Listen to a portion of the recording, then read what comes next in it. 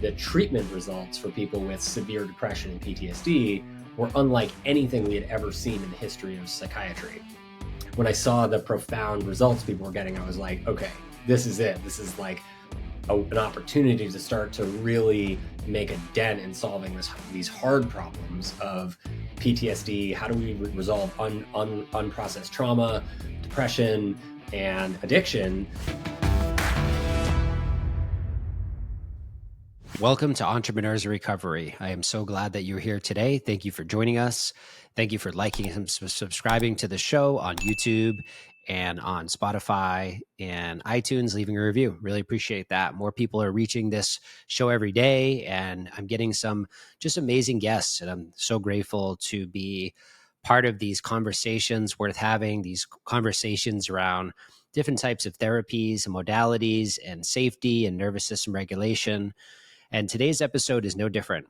Today I have guest Dr. David Rabin, and this gentleman has done many things in his life, but one of the things I'm most excited about is his journey into addiction and safety and creating devices that help to regulate the nervous system, regulate the vagus nerve, all these different terms that you're familiar with at this point in the podcast. If you've been listening for the past many episodes. So David came on. He was an amazing guest. We went really deep into not only his background and his story, but some of this news that I didn't even know about with MDMA-assisted therapy and where we're going, and just many things that are available today that I didn't know were available. And I'm hoping that you get a lot of value out of today's episode and today's guests, and I hope you have a wonderful day. Dr. David Rabin, welcome to the show. Thanks so much for having me, Jesse. It's a pleasure to be here with you. Yeah, I'm really excited to have you on. This is a much awaited podcast. I've waited a few months to get you on the show. And I think that, timing is always perfect. And this is when we're supposed to meet. And I want to get into a lot of different things on this show with you. But the first thing I'd like to do is let the guests know where I met you. That's how I open up a lot of podcasts, is where did I meet you? Well, I didn't meet you, but I had a friend named Charlie Engel, and many people on the show know Charlie. And he told me about your Apollo Wearable, which we're going to get way deep into, even your new app for the iPhone, all of it. But that's where I first heard about your technology. And then I looked you up and I found out that you were a psychiatrist specializing in addiction. And I'm like, okay, we have to have you on the show. So glad you're here. Welcome, my friend. Thanks for being here. Thanks for having me. Well, let's start with your story. So I really like to hear whatever level you want to go at. How did you become the David we know today? What got you into studying addiction and studying psychedelics? And just to love to hear your background and maybe something you can share with us here. Sure. So I guess it started when I was really young, like in the 4 to 6 range. As a kid, I had very vivid dreams, and, not really having anybody to talk to about those dreams back then, I just would notice that I would be referencing things I experienced in my dreams in my real life, like with my brothers or friends, and they would have no idea what I was talking about. And I would instantly recognize that did not happen in my waking reality. It happened in my dreams. And so I started to really wonder about, what is going on when we're sleeping? And this is, what is that reality made up of?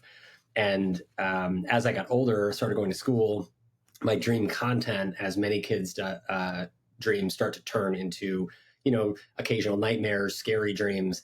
And so I went to my parents as I started to have the words to describe what I was experiencing, and said, hey, what's going on when we're sleeping? What's going on with these dreams and nightmares? And they're like, oh, don't worry about it. It's not real. And I think their core message was conveyed, which is like, don't be afraid of sleep. Your dreams can't hurt you. But they felt so real. And I kept having them. And I started to notice that, for me, at least in my personal experience, the content of my dreams felt a lot like what I experienced in my waking reality in terms of the realness of it. And so I started to ask the question as a young, curious boy of like, maybe the adults don't know what the word real means, because real, it feels real in both situations for me. So that just kind of like percolated in my brain for many years. And so I'd had an early interest in consciousness and how we think about meaning and how we think about reality, but didn't really understand much about it. And then I started to read, as I got older into high school, science fiction and early psychology, basic psychology stuff. And then, I really wanted to study dreams as a neuroscientist, but my mentors, especially my dad, was like, you should probably get a job that is going to make money and have job security, which was a smart decision. And he's like, if you want to study people, you should become a doctor, so that, like a physician, so that you can actually work with people and treat people. And then worst case scenario, you have a fallback job where you're always going to make money and not have to worry. And you can always work for yourself. And I thought, oh, well, that sounds smart. So I ended up going to medical school. And back when I went to medical school, we could do research was a priority in terms of what they taught us. And nowadays it's not so much like that, but the legacy of medicine, Western medicine training for many decades prior to the last 10 years or so has been, you learn medicine and you learn how we've done things, and then you learn research methodology and scientific methodology so that you can ask questions that are important, like, could we do this better, right? What's the evidence for that? How do we build the evidence base for, could we do this better? And so that really sat with me, and I really enjoyed and became passionate about research. And I went from studying fascination with dreams to studying chronic stress. And I've been studying chronic stress for now probably about 20 years.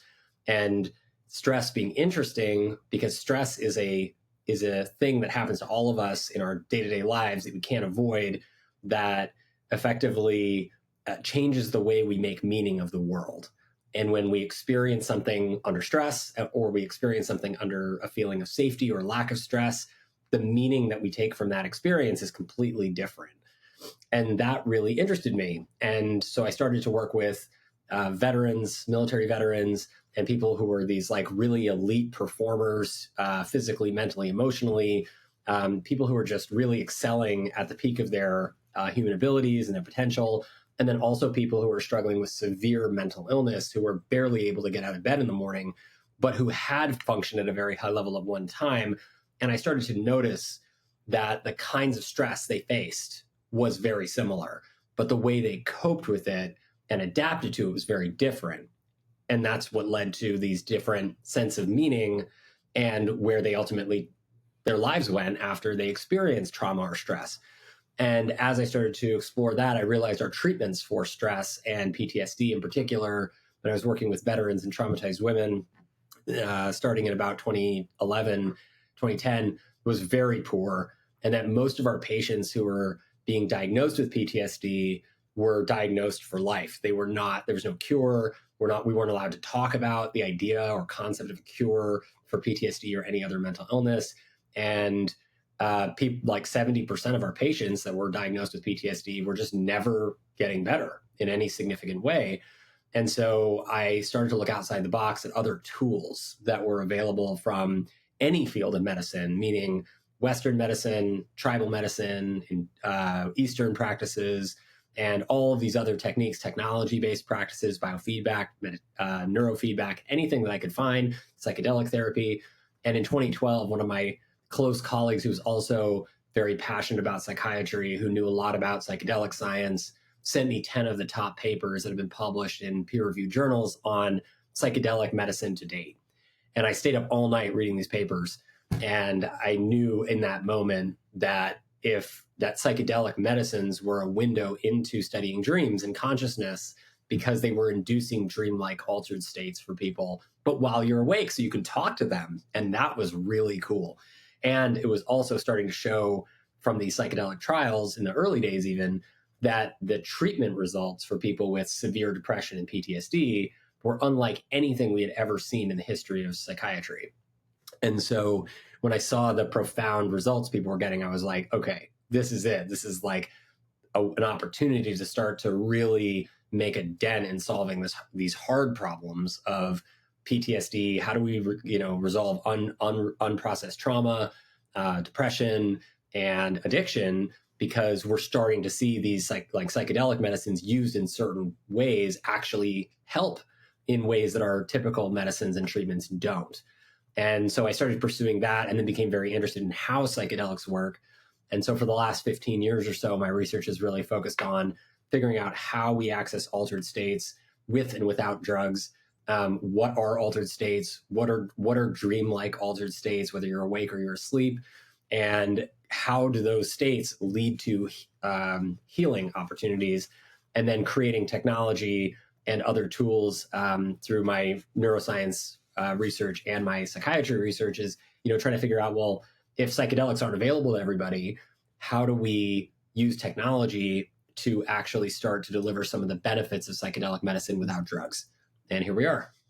Wow, that was the most thorough explanation of your whole life. I did not expect it to be that clean, and thank you for that. And I have, that brought up some questions for me about, you talked about dreams a lot, and I know Carl Jung was into dreams, and I don't know if he was someone you looked up to, but I'm wondering, like, a lot of people, especially in the world I've come from, which is abstinence sobriety and lots of different, all in, and people who know my story know that background, and it's a noble path to take for sure, and many take it. And also, when I chose to get into psychedelic medicines, I think what people maybe don't completely understand is the altered states of consciousness without medicine, like dreams that we experience every single day. And I wish there was a way for us to sort of bridge the gap between altered states of consciousness that we experience every day, even with our caffeinated beverages and the things that we utilize, and why we're so, and that's kind of the question I have for you. Why do you think why is there such an anguish or a triggering feeling for people when it comes to altering your state of consciousness with psychedelics? Is it the war on drugs, or what do you think it is that really is the big trigger for people? I mean, I think predominantly it's the prejudice that comes from the misinformation campaigns that were led by, starting with actually Anslinger, who founded the Bureau of Narcotics after alcohol prohibition failed. He needed a job. This is like in the 1930s. And so he created the Bureau of Narcotics to target the first psychedelic as a drug of abuse, which was cannabis. And cannabis is a fully, especially THC dominant cannabis, is a fully psychedelic plant. And we don't talk about that as a psychedelic very much, but it is. It's fully psychedelic. And that was actually the first basis for using race, which was at that time targeting Black and Latin American and Mexican folks who were the predominant users of cannabis at that time. And the argument was that if we don't ban cannabis and arrest these people, they're going to steal all our white women from us, right? So you think about that racial-based approach to drug prohibition, which starts to cultivate this concept of abstinence-only education around drugs. If these drugs are bad and these kinds of people use these drugs and these people are bad, right? And these kinds of people are bad, and so it associated race for the first time in policy that in America with a plant medicine, a natural plant medicine that's been used for thousands of years. That before Anslinger did this, cannabis was a mainstay of use in Western medicine. It was in all the pharmacopoeias prior to 1920 and 1930. And the doctors said, don't make this illegal. It's going to mess up our ability to deliver this as medicine. And the government said, don't worry about that. We won't allow it to happen. And then, of course, guess what? It happened. Within 10 years, cannabis was gone from the medical pharmacopoeias. So then you fast forward to Richard Nixon in the 70s, and you have 50 years of racist legacy around drug policy and targeting minorities. And then all of a sudden, 1970s come around, we have this huge psychedelic revolution where Timothy Leary and others leaked LSD out because they said, like, this needs to be available. Sasha Shulgin published the drug Bible on how to make all of these psychedelics in your own home. And that directly undermined the federal government's goals around controlling the population. And a lot of the people who were running these anti-war movements around that time protesting the Vietnam War, many of those people were minorities. And so Nixon, and it's now been publicly admitted by the survivors of Nixon's presidency, particularly his like henchmen, Haldeman and Ehrlichman, who have publicly admitted that the policies that were put forward by Nixon to prohibit and make all psychedelic drugs DEA Schedule 1, meaning federally illegal and so dangerous, meaning more dangerous than opiates, more dangerous than cocaine, and they have no medical purpose, meaning they can't be researched. You think about how dangerous that is to say this medicine cannot be researched, and yet it was directly contradictory to what the science evidence was showing at that time, which is that these drugs have tremendous potential for treating mental illness. And then all of a sudden, research halted in the 70s, and many of the folks who were minority leaders who were running these anti-war organizations were arrested and thrown in jail. And propaganda started coming out saying that LSD is going to make you jump out a window and you're going to lose your mind and all of these things, which is just patently not true as long as you use it appropriately, right? And we know, I think, and part of like the contradictory legacy of that's so appalling, that's important to note, especially for this conversation, is that one of the founders of Alcoholics Anonymous, Bill Wilson, is publicly on record saying that LSD had a bigger impact on his ability to sustain abstinence from alcohol than any single other experience he had ever had, right? And that's not a unique experience. And so like that's where, going back into like, I think he had that experience in the 1950s or 60s. That's how long we've known that psychedelic medicines have a significant potential to treat addiction, which is an epidemic right now, right? And why do people, so then we can get into why people often, self-medicate and become addicted to substances or behaviors like gambling or video games or sex or whatever it is. But the point is that a lot of people's misconceptions around psychedelics and altered states come from this actually very racist propaganda campaign, which is sad. And, we're now in the 21st century. We have the history, like we should be able to understand that history and not repeat it. And I'm hopeful that we can, but that's where this comes from. And so now we're emerging into a new era, hopefully where science is able to be more influential than racist policy. Yeah, thank you for that. I really knew you would come and fire off some facts of that. So I went there. And it's funny that you mentioned Bill Wilson and I mentioned Carl Jung, because Carl Jung had so much to do with what Alcoholics Anonymous became in his famous letter to AA. And so it's so interesting, the correlations and the connections. And we've had people on the podcast talk about Bill Wilson's experience with LSD, and his burning bush experience was with the belladonna treatment, so there's so many connections to these altered states of consciousness, not in a way to self-sabotage your life, but to enhance it, to literally disrupt lifelong trauma narratives and patterns that are happening and disrupt. And even, we see with like ibogaine and what that's doing for fentanyl addiction and even 5-MeO DMT, these things that are emerging. And of course, one of the things I want to get into with you is MDMA-assisted therapy, of course, and talking about that. But yeah, thank you for that explanation of that. It's so interesting that how archaic that we're still in that state of mind in 2025 with the opioid epidemic at its peak, with the things that are happening in the mental health crisis.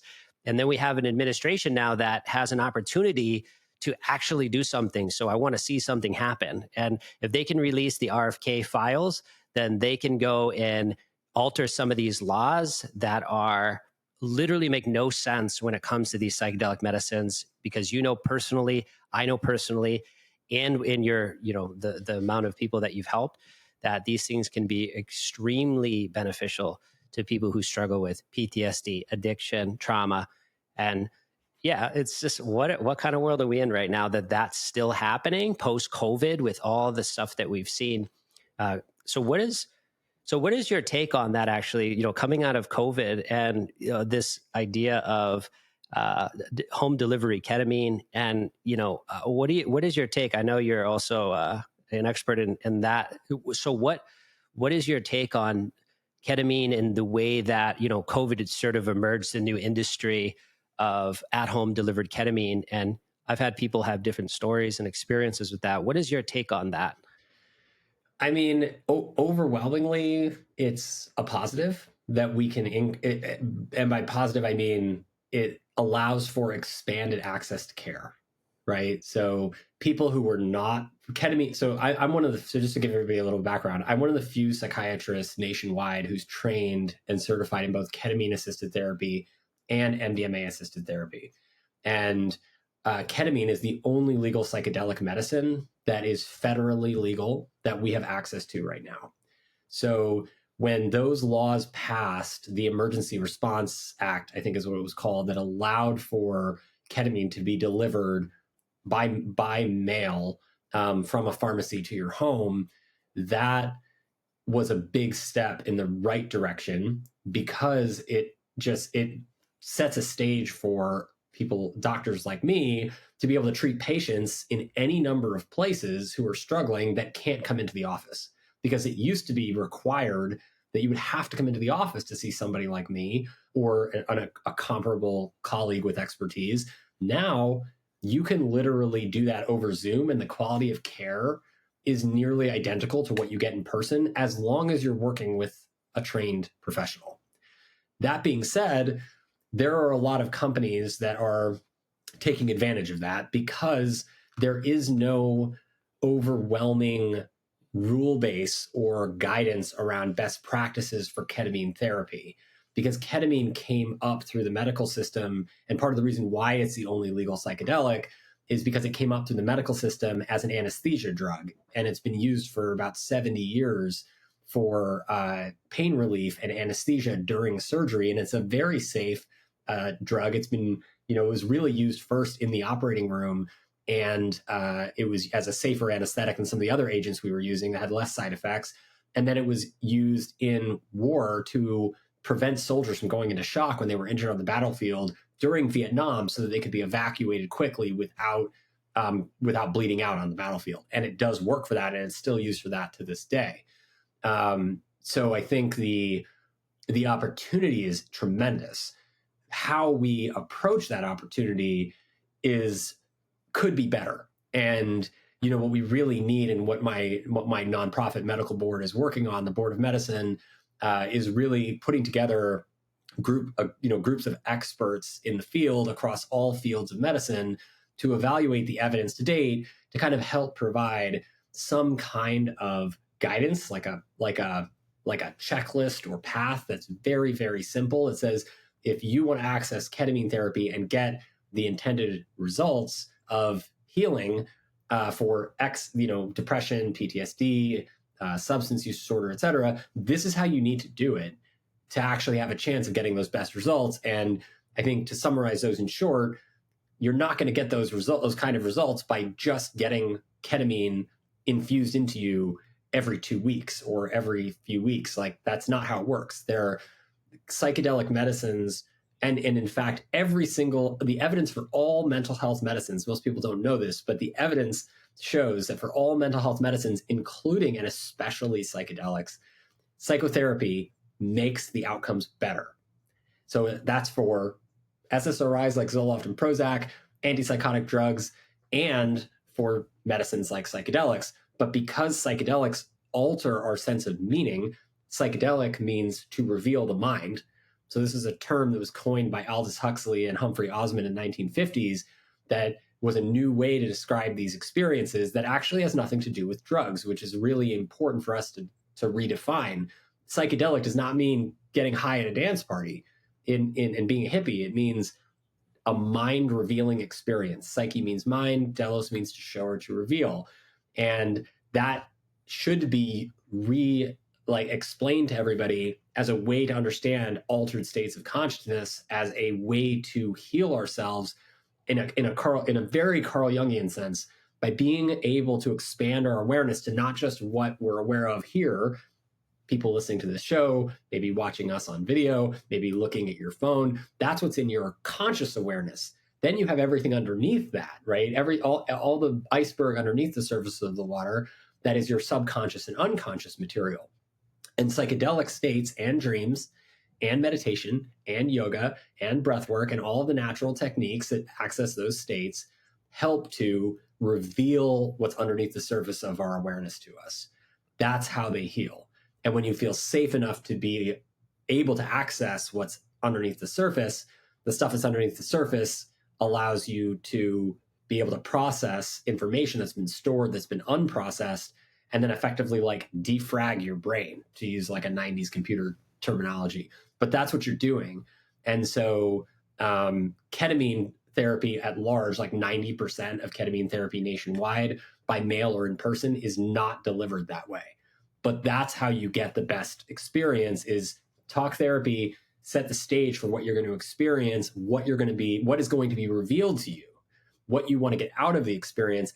Then they take the medicine. Then you integrate what comes up from the medicine in talk therapy and understand how that reshapes your sense of self, how it makes you feel safer to be you, right? Safe to be in your body, safe to be present, and just be yourself without altering yourself. And then you have just a series of, 2 to 6 or 2 to 12 altered state experiences that are punctuated by therapy and really integrated by therapy that helps you kind of discover who you really are and what you're capable of. Yeah, I think this is funny. Like Aldous Huxley was also a really close friend of Bill Wilson, and that's one of the reasons he did LSD. So, correct. Anyways, if anyone wants to go down that rabbit hole, you can pull the receipts. It's all there. So, yeah, I really appreciate what you're saying about ketamine. And firsthand, I have firsthand experience about what you're saying.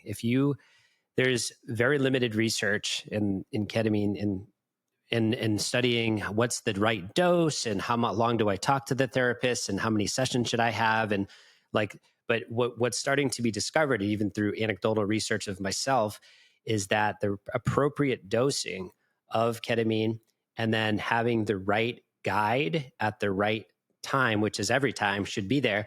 You can break through trauma narratives and things that personally I was never able to break through with other types of, let's call them psychedelic medicines, if we're going to call it a psychedelic. So, and it is in many ways. So like what you're saying is really groundbreaking, revolutionary, and way ahead of its time, because we don't even have that. We need that data set to come out to show like, oh, with this person, it was this many milligrams with this amount of time, an hour, 2 hours. And I was able to get to this point of complete breakdown, crying breakthrough, which I've had personally happen multiple times with that medicine.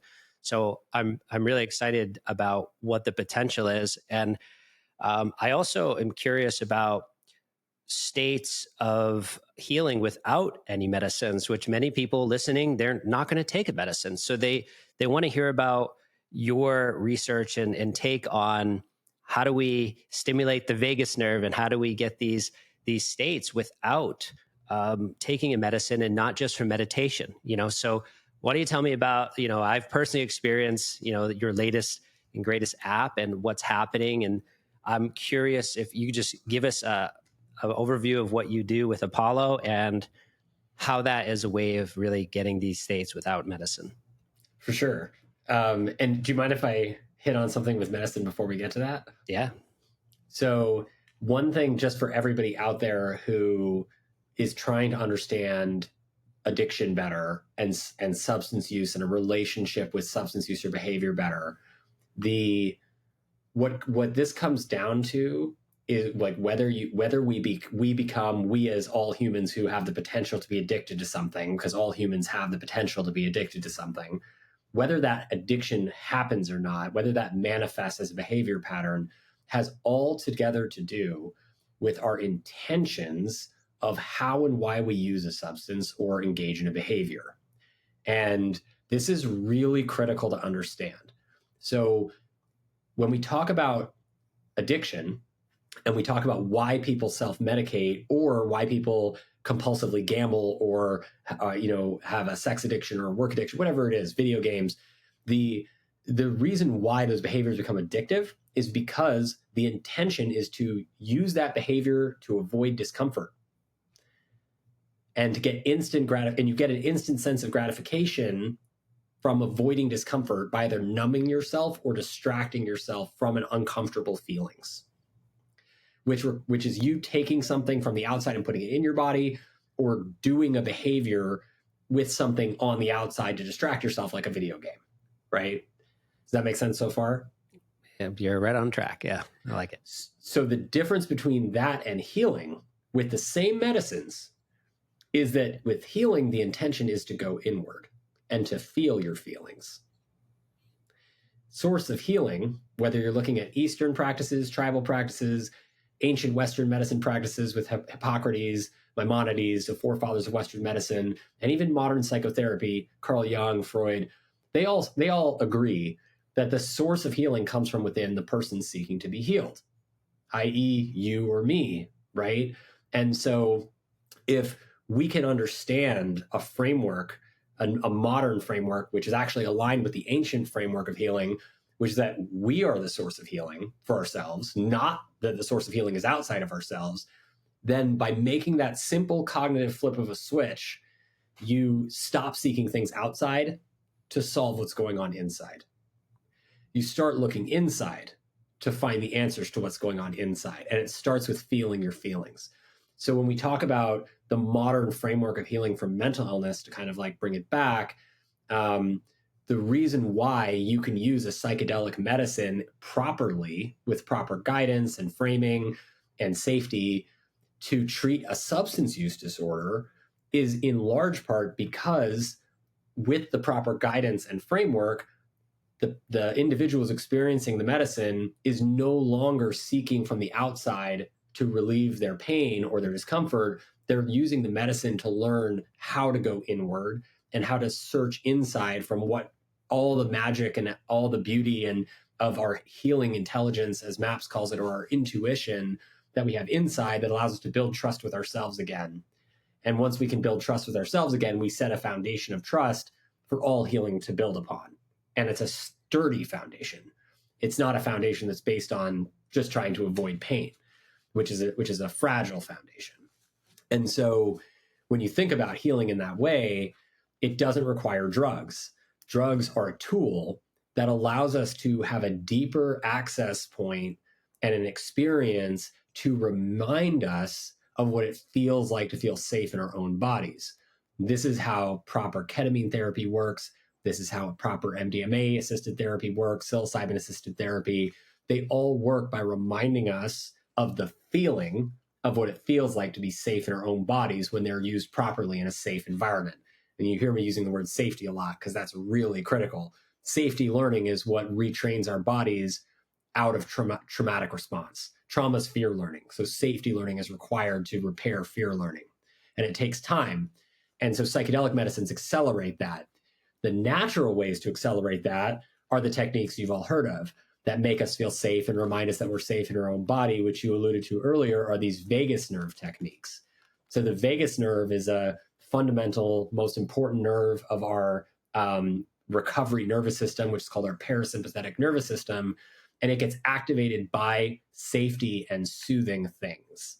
And you can activate it on your own at any time by taking some slow, deep breaths, giving yourself a hug or getting a hug from a loved one or a pet, letting the sounds of ocean waves wash over you, listening to soothing music, doing meditation, mindfulness, some slow movement yoga. All of those things boost vagus nerve activity naturally.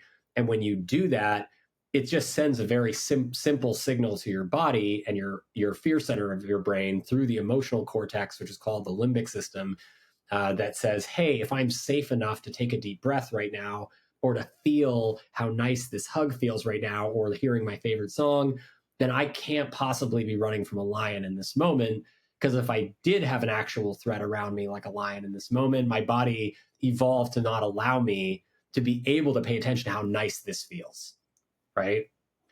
And so then you start to feel, it reminds you that if you can pay attention to how safe you feel in your body, you can't possibly have an immediate survival threat around. We evolved to not allow that to happen, as did every animal, which is what Eric Kandel won the Nobel Prize for in 2000. And so all techniques that boost vagus nerve activity can promote healing and do. And so we encourage everybody to do the natural techniques for many, many years. But then you look at how do people respond to the natural techniques, right? Like you mentioned meditation almost as an aside, it's really freaking hard to learn to meditate if you're already stressed out, right? It's almost like asking. For some, it can actually trigger worse feelings if they try to sit in a certain style of meditation. Yeah, for sure.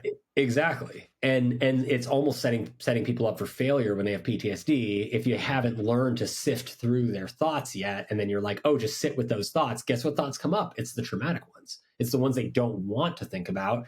And so that is really not that helpful as a first step. And so we noticed this in our patients, and we saw that our veteran patients, our women with severe trauma and sexual trauma, they were just really struggling with these natural techniques.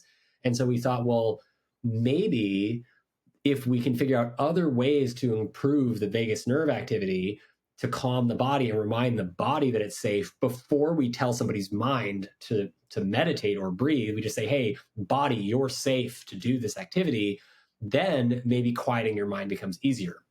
And so we started to take this research from my work in psychedelic medicines, particularly with MDMA and how MDMA works, which is that it augments safety pathways in the emotional brain and tells your amygdala, the fear center, to shut up because you're not under threat right now. So it doesn't need to be blasting off all the time. And MDMA retrains safety learning in an accelerated way.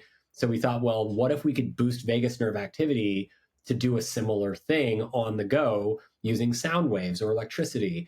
And so we experimented with all of that in my lab in the Department of Psychiatry at the University of Pittsburgh Medical Center from 2014 to 2018.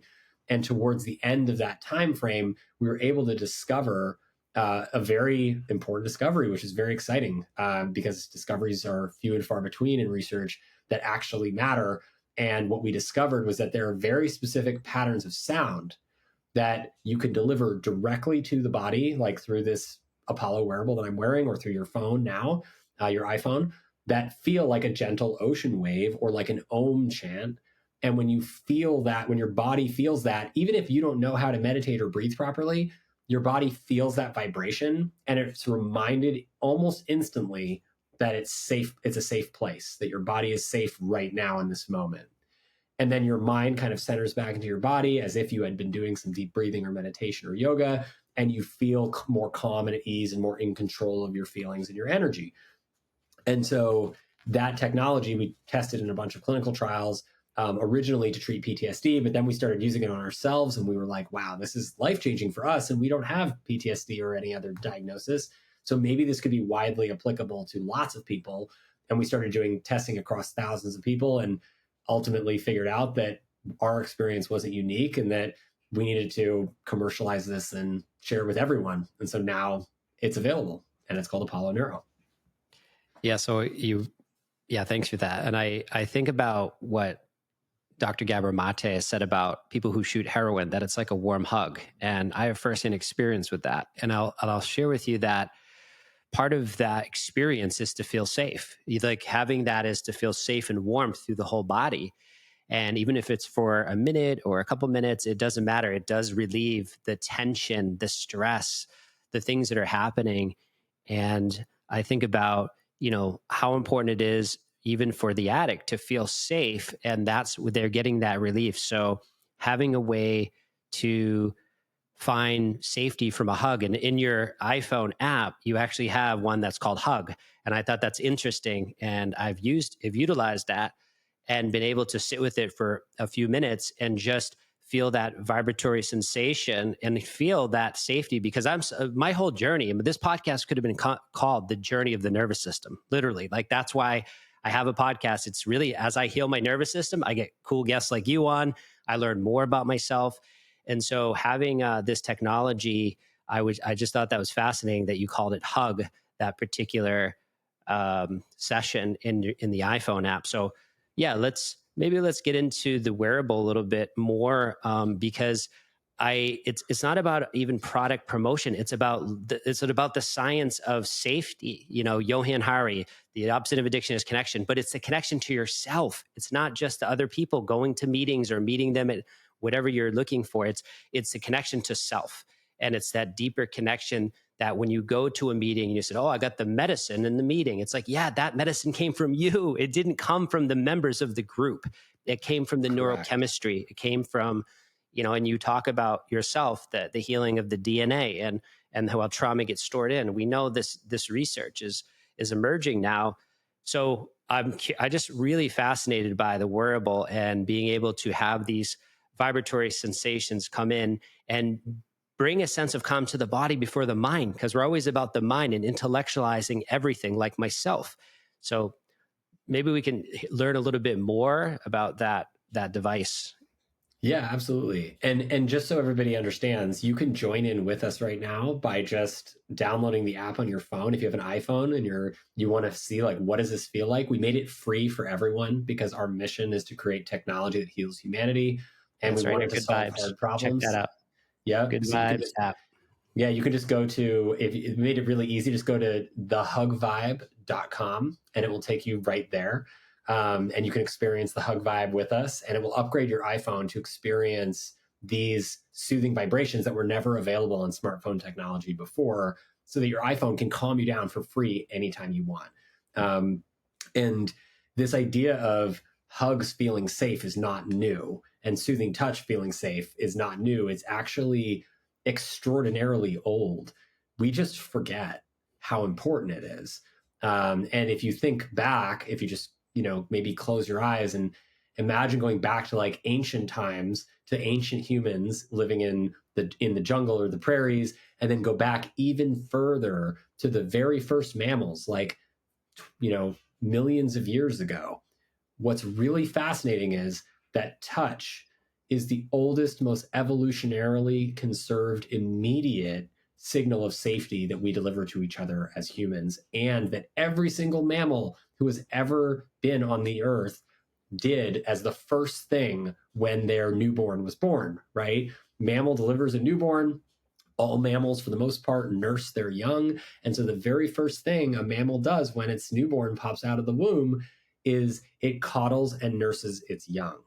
And that is the fundamental evolutionary communication of touch that is pre-language, no words required, and it doesn't matter if you can cognitively understand it because it's a feeling first, right? It's understanding this feeling of safety first when you don't really like newborn's brain isn't that developed. Newborn doesn't have a concept of who I am, right? Or what am I or why am I here, right? That's something that we start to think about as adults. But even newborns in today's world are all cuddled and nursed by their mothers first as a communication of safety to calm them down when they're screaming after they pop out of the womb. So this is inherent and critical to the way that we communicate safety to each other. And yet, as adults, we just get further and further apart. We touch each other less, we get less hugs, we get less physical affection. And so what does that physical stimulation do to our brains? Like what's happening in the nervous system pathways?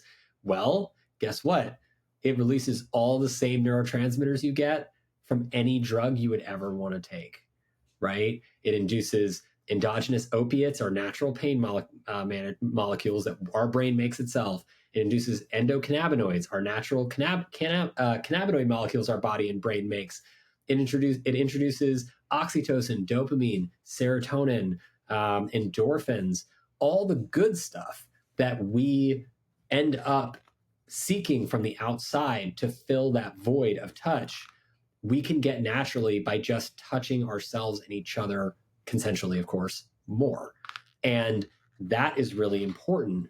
And I think what just how that ties to what you were mentioning earlier about, we're all stuck in our minds is very true, because we are, everybody probably knows this saying, which is, whether you know where it comes from or not doesn't really matter. But there's a very famous saying from way, way back in ancient science called cogito ergo sum, which is Latin for I think, therefore I am. And that has altered the way we think about being humans since the thousands of years ago that phrase was coined, because it associates the inherent being of being a human to thinking first.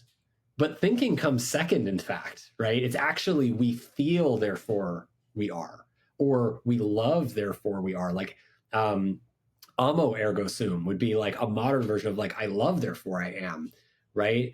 And so I think if we just flip it on its head with a little bit of minor adjustments based on how much we've learned in the last few thousand years, what we really are talking about in terms of transforming healing now compared to the way we used to do it, particularly for mental illness, is going inside first, then thinking. Feel first, then think about what you just felt. Don't judge the feeling before you've actually felt it, because then you won't feel it. You'll think it's either good or bad and shut it down, right? So the healing process really starts in modern day based on neuroscience and psychology of we need to first feel our feelings. Repressed feelings cause pain and suffering. So we need to first feel the feelings, regardless of whether they appear to be pleasant or unpleasant. Once you feel a feeling within 60 to 90 seconds, you know what to do to get that feeling out of your body, and it just kind of goes on its own. But if you don't feel it, it gets stuck. And so we need to remember to reserve judgment, and that thinking is great, but thinking only is valid after it's rooted in a foundation of feeling and understanding our feelings. And so that's kind of like the modern paradigm that we're moving forward with. Yeah, I mean, I think that's really important. Like having this understanding that we don't want to trash traditional therapy or throw it down the tube. We just want to look at it again and be like, okay, we're leading with cognitive behavioral therapy. We got to kind of look at this and be like, is this really the way to lead? Because we have this science that's emerging, especially through, the technologies that you're creating, but also through psychedelics. We're seeing like, PTSD veterans being able to have their amygdala just slow down for just an instant of maybe even for a couple hours in an MDMA-assisted therapy trial. And then they're able to process like some serious stuff that they're not going to be able to necessarily do in most settings. And I think that, that's exceptionally important and should be a human right. So I think, and that's not just with MDMA, there's other medicines. So yeah, yeah. Well, just to relate that, because that's a really important thing you just said about how starting to get into how MDMA works to actually heal people with PTSD, what it's really doing molecularly when used properly, is it's activating our safety cortex, and it's helping us feel safe enough to feel our feelings, safe enough to, and then once we're safe enough to feel our feelings, we can feel safe enough to remake meaning around the feelings that came from past traumatic events, because most of those feelings get dramatically misinterpreted by the people who taught us to feel incorrectly or to suppress or repress our feelings. And so that is directly how we developed this little guy, is because soothing touch from Apollo or from another human or a pet helps you feel safe enough to feel your feelings first. If you can feel your feelings first, you can process anything that comes your way. You can adapt anything that comes your way because you're not getting in the way of feeling the feelings. And so that's really where it starts. And so the Apollo wearable, just to bring that home, literally came from our research into understanding like, how does MDMA induce these tremendous benefits for PTSD in even the most severely afflicted people? Why? It's because they feel safe enough to feel. Not everybody can get MDMA. It's still federally illegal, as are most psychedelics. So how do we, if we understand the neural pathways that are activated when you ingest MDMA in that setting, well, guess what? Touch does it too. Soothing music does it too, right? So what if we send that soothing music to your body through your touch receptor system? Will it activate the safety cascades in a similar way and help you feel safe enough to feel your feelings in your body? In fact, it did. And so that's where the wearable came from. And that's why the wearable's been so successful for people with trauma, and is because it helps people, these folks, and myself included, and I don't have a diagnosis, but it just helps people feel safe enough to feel your feelings again first, because all humans, we're taught from our earliest days, are taught to think first. And so we have to ground ourselves back in the body, back in feeling, which is called like somatic practice, soma being body. How do we come back to the body first, come back to the breath, come back to safety? Then we can start thinking about stuff and evaluating and asking why and how and what. Get all the answers that we want, but we feel first, and that gives us the foundation. Well, you got to think like how much our schooling helped us to be in our bodies and to feel our feelings. Traditional education was really helpful in that. not Oh at yeah, all. So really I think, helpful. yeah, so I think like you have to, as an adult, you have to unlearn and then relearn how to get in touch, especially if you're someone like me and many of my listeners. It's like I wasn't in touch with my body. I had to get out of that because, you know, to the ability to get love, I had to be outside of myself. I had to be entertaining others. I had to give myself away. That's how I learned love. And so being able to get in touch with that over decades of trying to figure out what's really going on, and then even learning that I have a nervous system. I didn't learn that until how many years ago. And it's like having a nervous system that really, I jokingly have said this, but the nervous system can become godlike because it has that much power over you that if you're not taking care and tending to it, it can run your life. And so that is something where, you know, all the thinking and all the books and all the talk there, all the things you can possibly throw at it, you know, until you really get to some type of really fundamental root change, you're always going to relive those patterns that are there, that have been there, and they've probably been there since you were 16 or 7 years old, you know, 3 years old. And, you know, I've been able to peel back the layers and be like, oh, I see where these hits I took in my nervous system are still playing out today in the way I'm in intimate relationships and the way that I'm in friendships and the way that I give myself away as not in the 12th step of AA or whatever it is. Like I'm not doing that in service. I'm doing that as a way because that's how my body sends chemicals in a reward system for me to get love because I had trained myself to be that way. So what's going to be a way to disrupt that? I mean, obviously it's going to take something that's going to take time. And I think, you know, having an app or having a device that's constantly sending those signals, those the feelings, not the thoughts, not reading a book, you know, a Cliff Notes version of a book to make me superhuman smart. It's like I'm feeling it. And so I'm able to remind myself, like, oh, okay, yeah, right now I should take a moment to pause. Maybe I'll go put my feet in the grass. I'll do some earthing. You know, maybe oh, yeah, I should go maybe do a little bit of cold therapy, good for my vagus nerve, you know, whatever it is. But it's not about the thinking. And that's the thing is like mastering the mind, the thinking. And I think that, you know, part of this is just getting this information out there, but also, you know, allowing people now for free through an app, through the Apollo app, you can just experience this sensation and then try it for yourself, right? How many days would you recommend to start to, or maybe through your research, maybe there's studies, how long does it take to start to see noticeable changes in people with, let's say, nervous system dysregulation? You can call them mental illnesses, whatever you want to call it. Yeah. How long does it take typically? I mean, so in the lab studies, the double-blind randomized placebo-controlled trials that we've done, the body starts to change within as little as 2 to 3 minutes of feeling these vibrations on your body, on your chest. Just 2 to 3 minutes is all it takes when you got your eyes closed, you're just feeling the waves of vibration that are the sound wave vibrations. That's all it takes to start to notice that you feel different and that you're in control of your feelings again. Right. So that's the most important, is just to do that. But to actually start to get to start to notice long-term benefits that accumulate over time, we're talking as little as 7 days of using Apollo. If you have the wearable, you can set it automatically to turn on for 3 or more hours a day, which is how people get these tremendous benefits in sleep. We're seeing like 30 to 60 minutes more sleep a night, which is just absolutely incredible. Just by calming the body a little bit before bed, you're more prepared to drop into deep sleep, which is a vulnerable state, physically vulnerable, right? Maybe our most vulnerable state is when we're in deep sleep because our body's paralyzed and can't defend itself.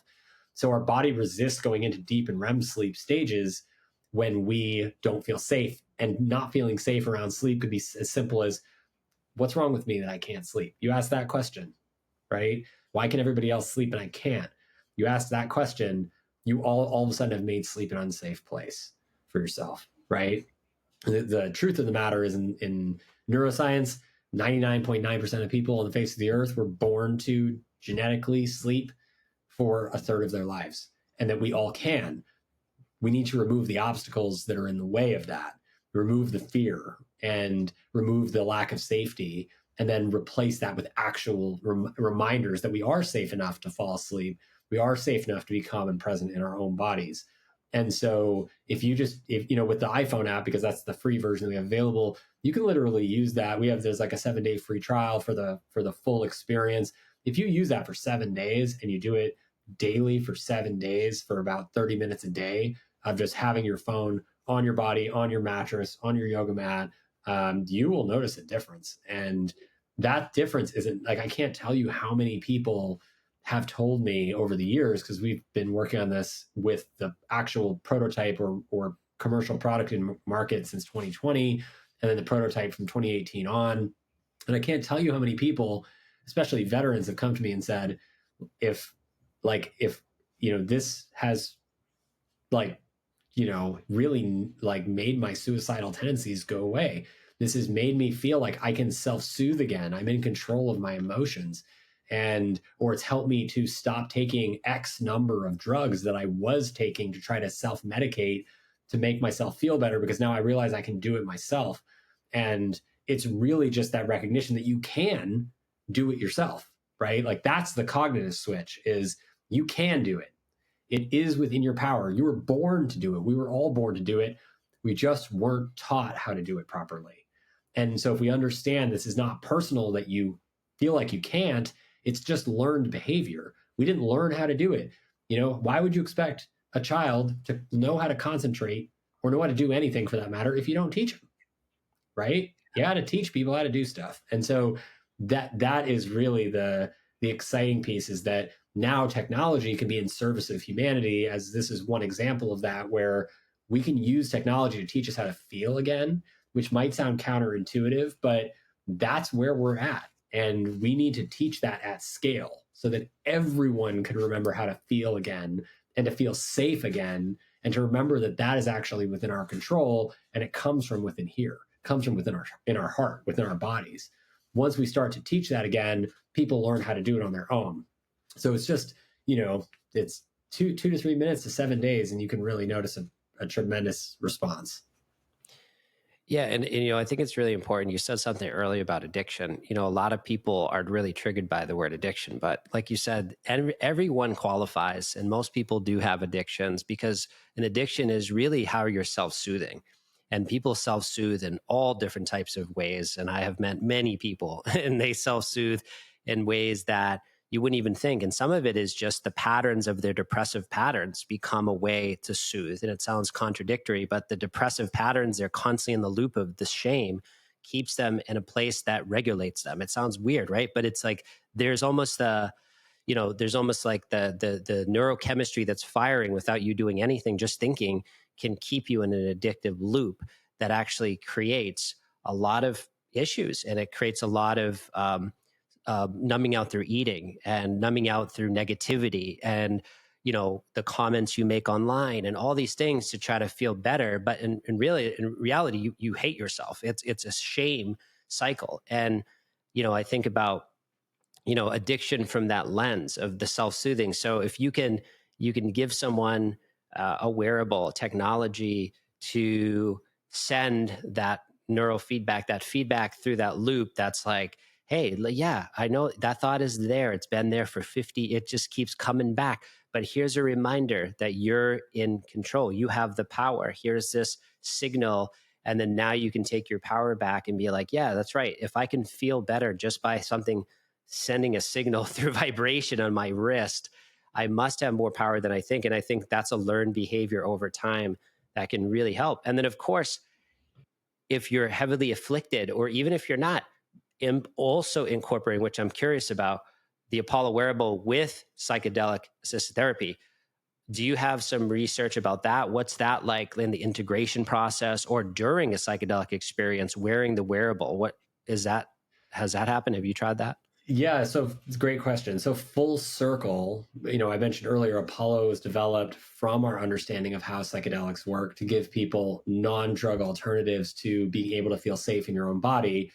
And one of the things that we really succeeded at, which is really exciting, is that just using the Apollo wearable regularly, we're seeing people get like 50% of the safety benefits they get from an MDMA, full-blown MDMA experience, just with sound wave vibrations alone.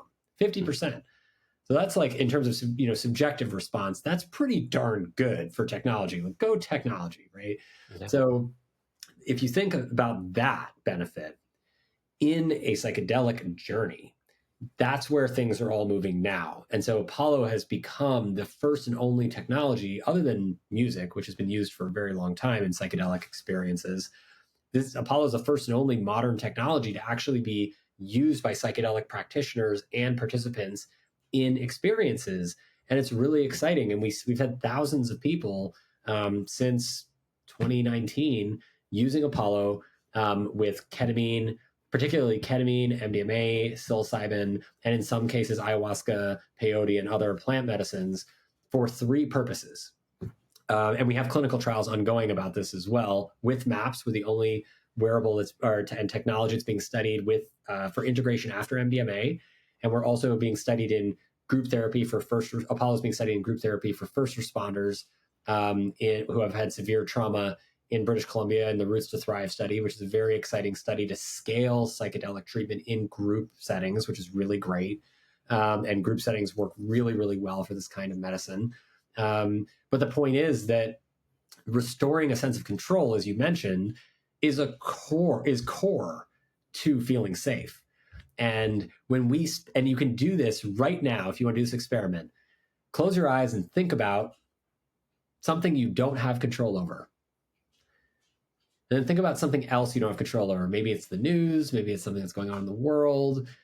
Could be anything. Could be other people's feelings about you. And just notice how much anxiety and restlessness comes up when you start to think about things that you don't have control over. And then you can open your eyes and notice as you take a deep breath, you're in control of your breath, and you're back in control. And you can take another deep breath by choice, intentionally, and you're bringing your center of your mind back from outside in where we'd call the world of things you don't have control over. You're bringing your attention back in and your mind centered back into your body that you do have control over. And so this is something that's also very poorly taught, which is that anxiety and restlessness are not bad or good.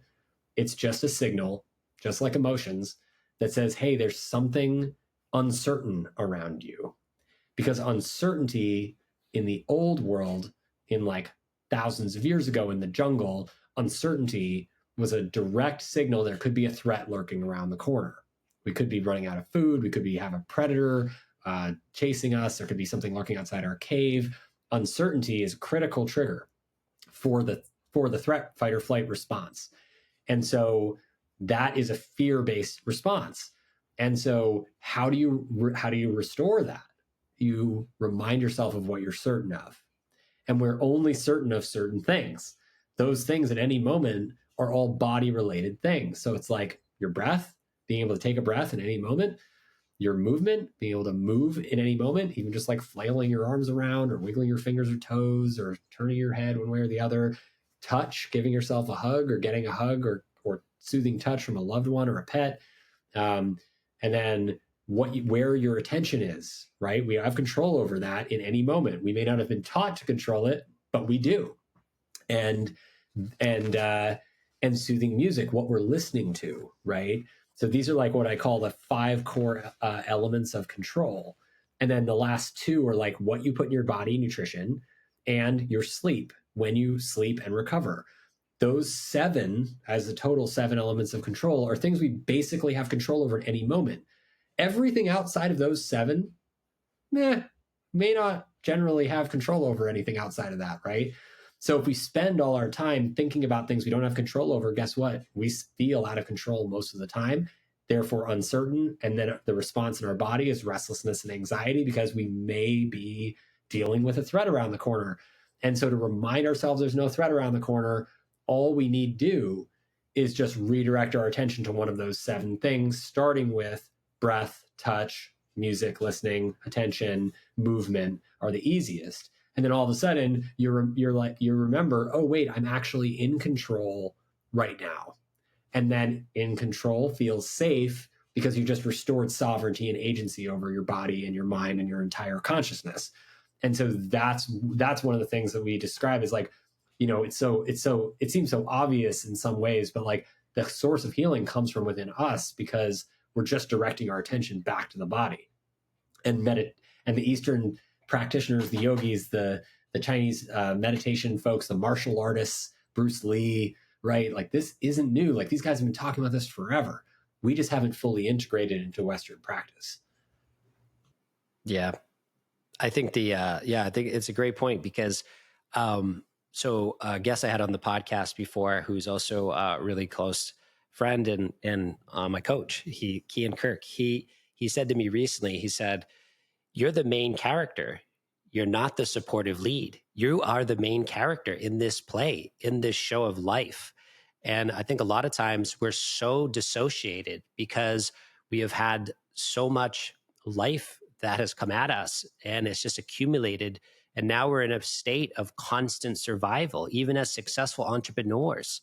And we're operating out of that place where we might seem on the surface very strong and confident, but underneath is really you're acting out of a place of woundedness. And, I think to take back your power in that way, to be able to get in tune with the body, which, here, fortunately in Costa Rica, I can go surfing and I can do these certain things that really get me in touch with what I don't have control of, which is nature and the waves. But I also do have control of my breathing when I get on a wave and the direction I choose on the wave, so there's this agency of control, and that is very restorative. It's been extremely healing to my nervous system. Is just simply surfing. And so I think It's a great activity. Yeah, it's beautiful. And it's just a reminder of like, this podcast, this show is not about getting high on drugs and medicine, right? It's about exposing tools that can be extremely helpful, especially for people who have nervous system dysregulation, which I think is a lot of humans. And so being Almost able all of to, us. yeah, right. It's normal. It's a normal thing. And some have taken it to the extremes and they're such in a loop of this shame cycle that, they don't think anything's going to help. But my excitement is to see your wearable get into, like I said, before we get on the call, there's many people who are in sober living residences that tune into this podcast because I've spoken for 10 years at sober living residences. I've run workshops and I have friends who own them. And, I love when I hear that news because we're exposing that this wearable, if there's a sober living house listening here, a residence, to invest in this. I'm sure there's, bulk discounts. I'm going to talk about a discount at the end of the show that we have for listeners. But the bottom line is like getting this out to these avenues that I have my heart is in those places so that people can wear those devices. And, even people with addiction got smartphones. So having, even in the cups of your addiction, you have a cell phone because you're getting your addiction met somehow. And so being able to help with a wearable and also like even some of the messaging that comes up in the app, just to remind yourself to pause and get this medicine that really is coming from you. And I think it's really important. It's really exciting. It's really exciting stuff. I want to ask about what, with someone wearing a wearable, you're getting a massive amounts of data. So what is that data being used for? What types of data are you learning as you're getting this data that I'm sure there's people who volunteer to share that data that you're getting from the wearable? And what are we doing? What are you doing with that data? Because that data could be extremely valuable, not only for sleep and all that, but how do we curb addiction and bad habits and these different maladies, let's call them, or life experience. Yeah, I'm glad you asked about that. I think that's actually the future of what we're can look forward to in mental health treatment and substance use disorder in particular, because the data is extremely valuable, not from the perspective of how much money can I make by selling this to Facebook or your credit card company. We don't do any of that. We use data to learn about you, because if we learn about you, we can learn about when are you sleeping and when are you not sleeping, right? When are you active and when are you not active? And that's the two major sources of data that we collect with Apollo. But then Apollo also connects to Apple Health and to Oura Ring, and if you have one of those devices. And so we can pull that data in and understand, what does your body look like on a day that you felt triggered, or a day that you felt like you needed to go use again, right? Or that you were craving. What does your body look like on those days versus days where you feel like fantastic, right? The body actually looks different. And so you can start to build what AI is really great for is it starts to build a signature of your body on days where you look fantastic and days where you look not so fantastic and days when things are like really hitting the fan. And when you start to understand the difference of those signatures, what we can do is we can predict in advance of you having an issue, we can intervene before it happens. So to give you a practical example of what's already available with Apollo that we released in November of 23, we released a product called Smart Vibes, which is the AI brain of Apollo. And so what this does, all you need is the Apollo wearable. And what it does is you wear it to bed, it tracks your sleep, and then we learn about your sleep patterns and we show you your sleep pattern. And then we show you when you're waking up in the middle of the night. And what we've taught Apollo to do is if you calibrate it, wearing it for 7 days to sleep, we taught Apollo how to detect when you're about to wake up in the middle of the night and then turn on very gently, meaning you wouldn't even notice it when you're awake, but when you're asleep, it's just enough to rock you back to sleep before you've woken up. So it's anyone who's listening to this who's had kids, when your baby starts to like stir in the middle of the night, it starts to get fussy, and you put your hand on your baby's chest, or you just gently rock your baby, and then your baby falls back asleep. That's what we're doing with the wearable by teaching an AI to learn about your sleep patterns and then rock you back to sleep so that you actually get more deep, restful sleep every night. Because guess what? Deep and REM sleep and sleep as a whole is when we get most of our recovery. That's how we actually feel good enough the next day to not be likely to go back into old bad habits, right? If you have a crappy night's sleep, you're much more likely to drink a bunch of coffee or take a bunch of stimulants to get through the day, which is going to make it much more likely that you're going to relapse or that you're going to have a mood issue or an energy issue later in the day, and that you're not going to be able to sleep well the next night because caffeine has an 18-hour half-life, as an example of one common stimulant that most of us, myself included, take that actually can negatively impact your sleep the following night. And so it creates a vicious cycle where we start to rely on the substance to get us through, but the substance is actually creating like an Elvis diet where you're taking an upper because you didn't sleep well the night before for whatever reason, and then you have to take a downer to fall asleep that night because you still have caffeine's metabolites on board boosting you when you're trying to fall asleep. And so AI can actually solve that. And so that's a real product that actually exists. Again, it's called Smart Vibes. It's an add-on subscription to the wearable. And that was our first take on how do we create what we call human-centered technology, which is AI that serves us as a partner or a teammate rather than something that we have to do work for. It learns about you and it just does its thing in the background to help you sleep when you need to be sleeping and sleep deeply, and help you be awake when you need to be awake and awake, forcefully without having to rely on substances. And once we start to trim away or peel away some of the substances, even things like caffeine or alcohol that become commonplace in our lives, you start to realize this really important thing, which is I can do it without those things, right? I can do it without relying on those substances. I don't need coffee every day. Maybe I can drink decaf most days and I'll have caffeinated coffee once in a while. Or maybe I'll just drink occasionally, socially, but I don't need to drink every night to fall asleep.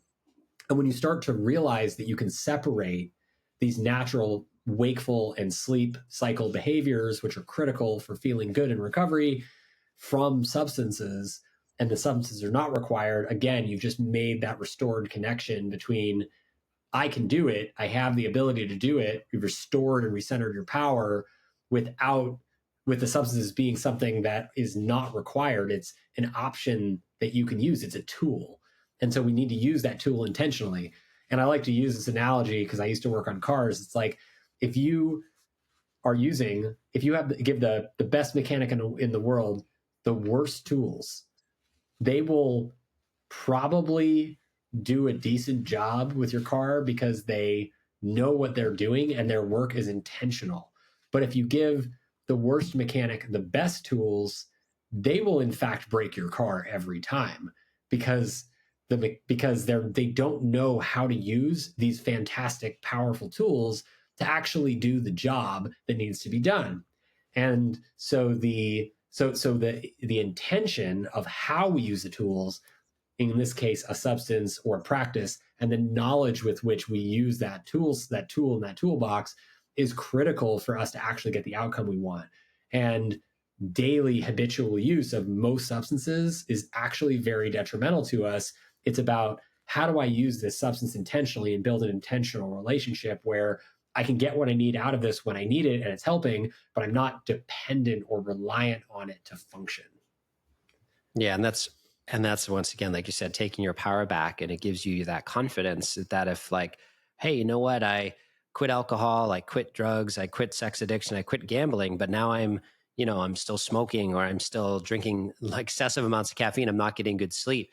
And then you find a way to cut back or cut out the caffeine, which I did with cold therapy. Cold showers and cold therapy helped me to quit caffeine for 8 years. And then it came back as a tool. I use it now as a tool. I use caffeine as a tool, and that's what I utilize. And I don't drink it after a certain time. And I'm not perfect either. But the point is that I can use it as a tool, and it actually benefits me. It helps me, which, there's a lot of shame around that. Oh man, I have to have my coffee. I'm not addicted to it, but it's like, no, it's not even about being addicted. I can use it as a tool. And we haven't even talked about like breath work, and how breath work, you can, if you start hyperventilating, that's not serving you. That's the opposite. It's just like a psychedelic medicine. If you're just taking that to go out and get high, that's not going to serve you. But done with intention, done with a guide, done with the appropriate, some integration, oh my God, this becomes a life-changing endeavor, just like breathwork, just like meditation, just like the Apollo Wearable. So I think, that's kind of the message, right? It's like, utilize with the knowing what you're doing and learning and starting small, and then building up these habits, which, I really like one of the, your default setting on the iPhone app for your sessions is 2 minutes. And it's like, bro, you got 2 minutes. Everyone has 2 minutes. I don't care who you are. You have 2 minutes. So utilize that 2 minutes to just start to regulate yourself back into wholeness. Because once you feel whole, you're unstoppable. Then you can co-create that business. Then you can co-create the intimate relationship.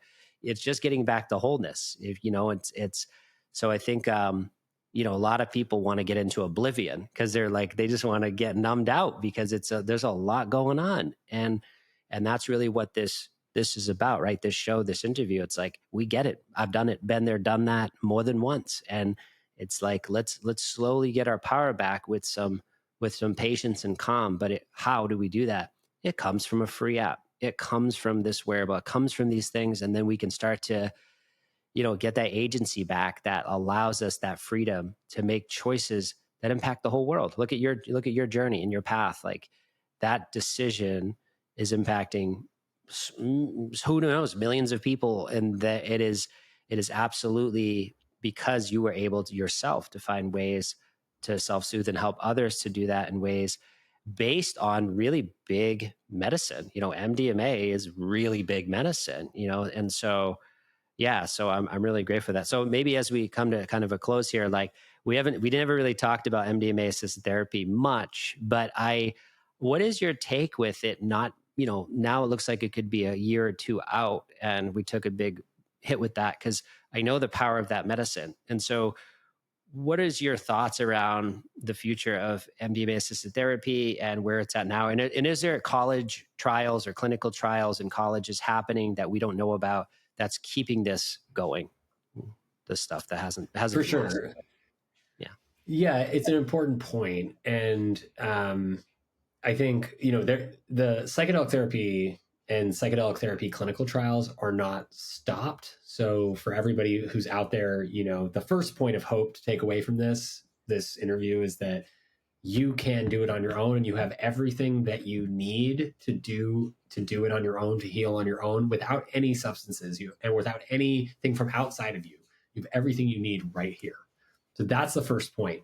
The second point, to get back to psychedelic medicine and psychedelic therapy, is that this is continuing. It's going to come through beyond just ketamine. We're going to have eventually psilocybin and MDMA therapy legal, and hopefully other psychedelics like ibogaine, because it's, they're tremendously impactful for some of the most challenging mental health and public health crises that we're facing right now.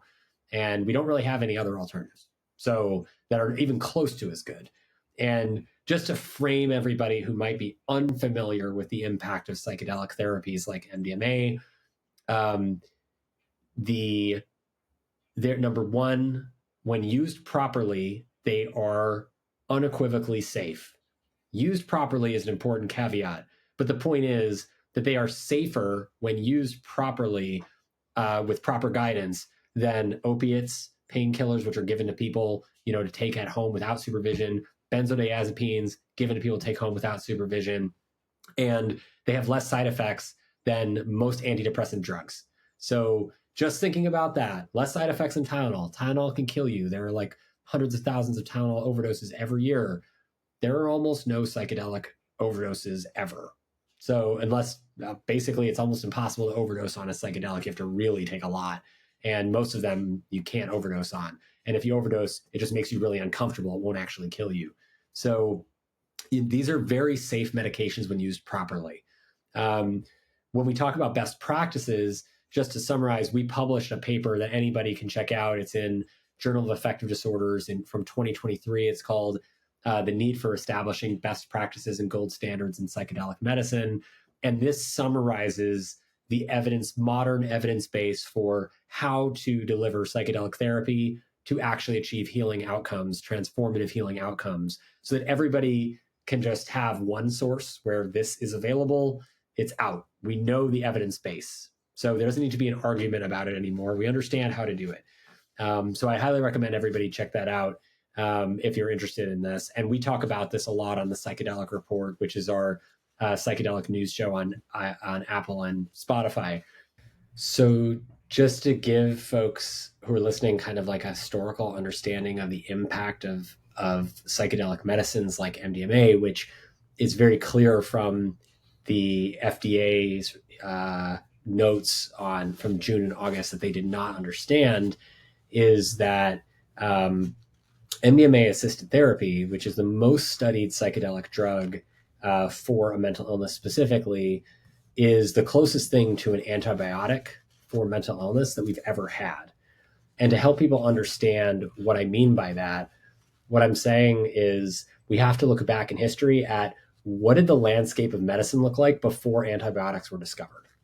So back before antibiotics were discovered, we looked at infections as a medical community as untreatable, lifelong illnesses that were a significant, expensive cause of morbidity and mortality for all humans, a significant shortener of lifespan and quality of life. Now, you introduce antibiotics, which happened without double-blind randomized placebo-controlled trials because they didn't exist back then. And we introduced those over the course of 30 years. And within that time frame, we basically eliminated people dying of syphilis. And we basically eliminated people dying of common infections that would ultimately result in loss of a limb or loss of your life. And it was just with, 1 to 12 weeks of antibiotic treatment could treat most common infections, which extended human life and quality of life by an inordinate amount. It was thought as one of the most greatest discoveries of all time. And so in medicine. And so now we fast forward to mental illness and look at how do we view mental illness today in the 21st century? Well, mental illnesses have no cure. We're not even supposed to use the cure word with our patients. They are lifelong illnesses. They are significant and expensive causes of morbidity and mortality, and they decrease lifespan and quality of life, right? These are all things that applied to infections before antibiotics were around. All of a sudden, we look at MDMA-assisted therapy.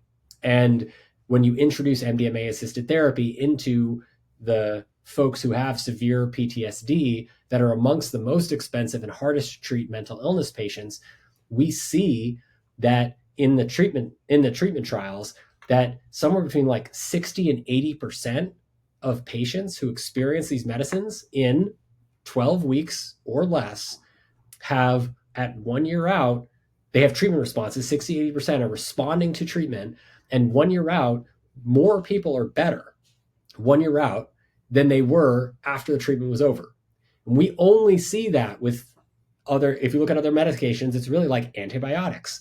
So we see this growing treatment response over time, and we see a huge treatment response up front, but it gets better over time. And there are very, very few medications in all of medicine that have that kind of treatment response. And so MDMA assisted therapy and all psychedelic medicines delivered according to best practices really are like akin to the discovery of antibiotics, but for mental illness in the 21st century. And they save lives. They literally save lives, and they will save the health system billions of dollars as soon as we can implement them at scale. We're not there yet, unfortunately, because there's a dissociation between the federal government, which is a risk averse organization, and the science, which is actually showing this to be true. But we need not forget that the science is showing that, in fact, these medicines have the ability to make an impact when delivered according to best practices that is similar to the impact that antibiotics had when they were introduced to treat infection, in the early 20th century. So that's really the way that we need to update our understanding of psychedelic assisted therapy. And, antibiotics, when not used properly, also cause side effects and damage to the body, right? Like, we should not be overprescribing them. You shouldn't take them when you don't actually have a bacterial infection, et cetera, et cetera. But they're still misused. All drugs get misused. The trick is, how do we make sure that we have the guidance in place and the best practices in place so that the evidence is universally communicated to everyone, that, like we did in our 2023 publication, of like, this is how you get the outcomes that you were intending to get. This is how you get from sick to healing, or sick to cured, or almost cured, or in remission, right? Whatever our goal word is, this is how we get there. And this is how we increase the likelihood of getting there as best as possible. And it's very exciting, today, being in the field of mental health, because I think we're closer to a cure for mental illness than we have ever been in the history of medicine. And nothing could be more hopeful than that. Yeah, I'm so grateful we're closing out with that message, because it's really, really inspiring to be someone also in the mental health field, and not even by choice, just kind of destiny with the mental health issues I've had. And then, coming into being a clinical mental health counselor, you saying that is really, really why I wanted you on the show too. It's really for you to say that, because that's, it's really is the next frontier. And I, I really want to know, like, what are you most excited about? And then we'll kind of wrap there. What is the vision you're most excited about bringing to life right now? I mean, that's it. Okay. I think, like, what I just said, it's like, how do we get from where we're at right now, Yeah. where mental illness rates are just, and substance abuse rates are just growing tremendously at epidemic proportions, to where we're not allowed to use, we're not supposed to, we're not taught to use the cure word, to a point where within the next 5 to 10 years, we can confidently say that you can be cured, right? And I think that is really the single most exciting thing that we can all hope for, which the evidence is starting to really show, in terms of published trials. It's starting to show that this is actually possible. And for those of us who actually practice with psychedelic medicines, we see it all the time, so we know it's possible.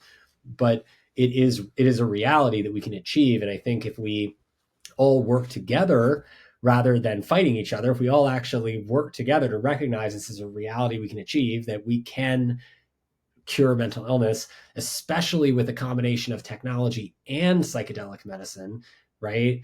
And Eastern and tribal indigenous practices, everything under the sun that we can take from all the best of all different fields of medicine, not being so narcissistic about, oh, well, my field of medicine is better than your field of medicine. No, it's not what it's about. It's about, what is my field strong at? What is your field strong at? Let's figure out how we can combine our strengths and meet in the middle, right?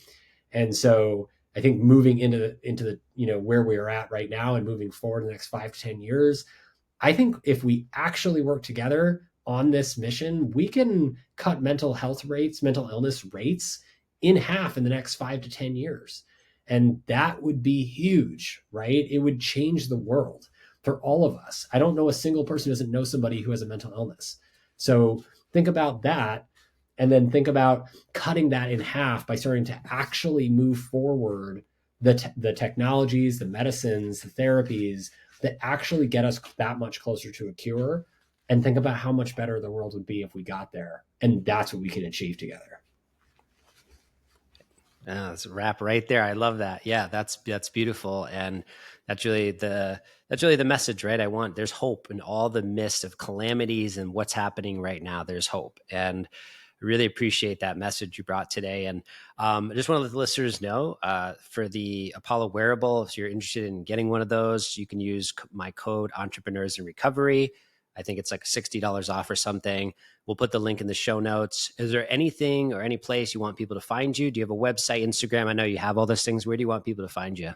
Yeah, please come find me. I always love to hear from anybody. You can find me on socials at Dr. David Rabin. And then my personal professional website is drdave.io. You can also go to apollo.clinic. If you want to learn more about my work in the psychedelic space, or learn more about like deep info about how the brain works, I have 2 shows that I'm very passionate about as a teacher. I love just sharing this information with the world. And those are the psychedelic show is called the Psychedelic Report, comes out roughly every 2 weeks about the latest in the psychedelic news and the psychedelic space. And then the Consciousness and How Your Brain Works show is called Your Brain Explained, which is a quarterly special. And I'd love to hear your thoughts. I'd love to hear what you think. Please do reach out. David, thank you so much, my friend. I'm so glad that it took what it took for us to have this episode today come together. And I know we'll connect again, hear about your future endeavors, and really appreciate your time today. Thank you, brother. My pleasure. Thank you for checking out Entrepreneurs in Recovery podcast. We are so appreciative that you are here. Make sure you go ahead and like and subscribe to the show on YouTube. Leave a review on iTunes and Spotify so more people can find the show. Once again, thank you so much. We have great episodes and content come out in the future. Thank you for being here. Have a blessed day.